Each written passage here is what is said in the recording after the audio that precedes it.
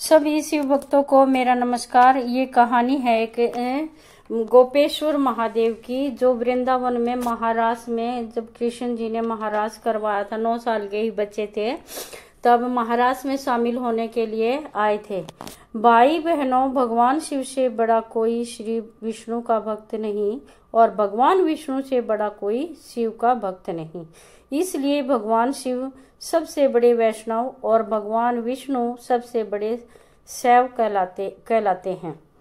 9 साल के छोटे बाल रूप में जब श्री कृष्ण ने महारास का उद्घोष किया तो वृंदावन में पूरे ब्रह्मांड के तपस्वी प्राणियों में भयंकर हलचल मच गई कि काश हमें भी इस महारास में शामिल होने का मौका मिल जाए।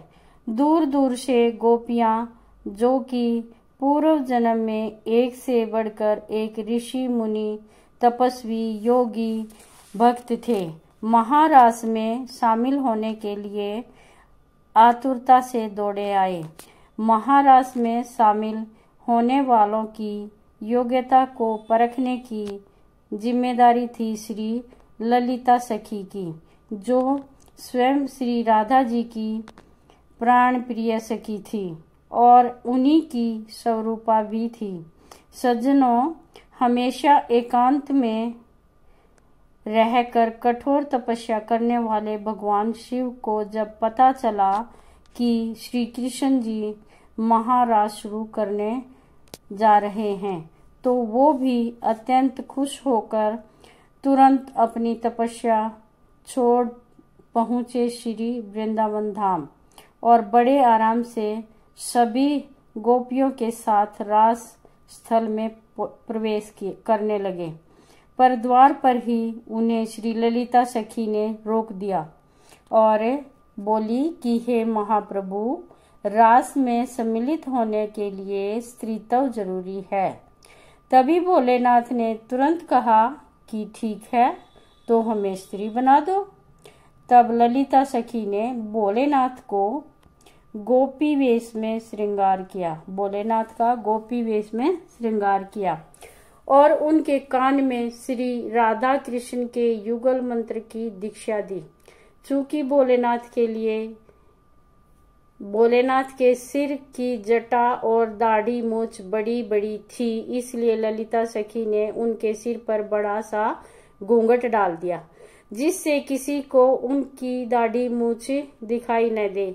महादेव भोलेनाथ के अति बलिष्ठ और बेहद लंबे चौड़े शरीर की वजह से वो सब गोपियों से एकदम अलग और विचित्र गोपी लग रहे थे, जिसकी वजह से हर गोपी उनको बड़े आश्चर्य से देख रही थी। महादेव को लगा कि कहीं श्री कृष्ण उन्हें पहचान ना ले, इसलिए वो सारी गोपियों की भीड़ में सबसे पीछे जाकर खड़े हो गए। अब श्री कृष्ण भी ठहरे मजाकिया स्वभाव के और उन्हें पता तो चल ही चुका था कि स्वयं भोले भंडारी यहाँ पधार चुके हैं। तब उन्होंने विनोद लेने के लिए कहा कि महाराज सबसे पीछे से शुरू किया जाएगा। इतना सुनते ही भोलेनाथ घबराए और घूंघट में ही दौड़ते दौड़ते सबसे आगे आकर खड़े हो गए। जैसे ही वो आगे आए, वैसे ही श्री कृष्ण ने कहा, अब महाराज सबसे आगे से शुरू होगा। तब महादेव ने फिर दौड़कर पीछे पहुंचे। श्री कृष्ण ने फिर कहा, रास पीछे से शुरू होगा। तब महादेव फिर दौड़कर आगे आए। इस तरह कुछ देर तक ऐसे ही आगे पीछे चलता रहा। बाकी की सभी गोपियां आश्चर्य से खड़े होकर श्री कृष्ण और श्री महादेव के बीच की लीला देख रही थी और ये सोच रही थी कि ये कौन सी गोपी है जो दिल डोले से भी भारी भरकम पर बार बार शर्मा कर कभी आगे कभी पीछे तो कभी आगे कभी पीछे जैसे लग रहा है श्री कृष्ण भी इनको जानबूझकर परेशान करने के लिए बार बार आगे पीछे का नाम ले रहे हैं। कुछ देर बाद श्री कृष्ण ने कहा कि महाराज, सबसे पहले इस चंचल गोपी से शुरू होगा जो स्थिर बैठ ही नहीं रही।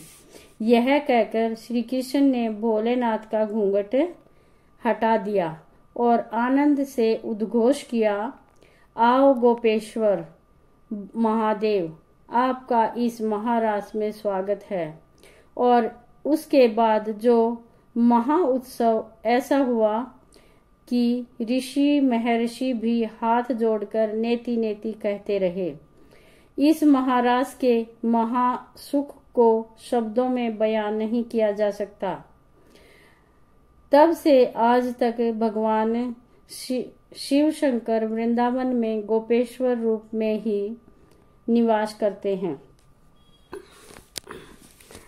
वृंदावन के गोपेश्वर महादेव मंदिर में, जहां उनका रोज शाम को गोपी रूप में नित्य रास के लिए श्रृंगार किया जाता है। भाइयों बहनों, श्री गोपेश्वर महादेव का दर्शन और इनकी इस कथा का चिंतन करने से श्री कृष्ण की भक्ति में प्रगाढ़ता आती है और इस कलयुग में भक्ति की वो सबसे सुलभ तरीका है जो इस लोक के साथ परलोक में भी सुख प्रदान करता है।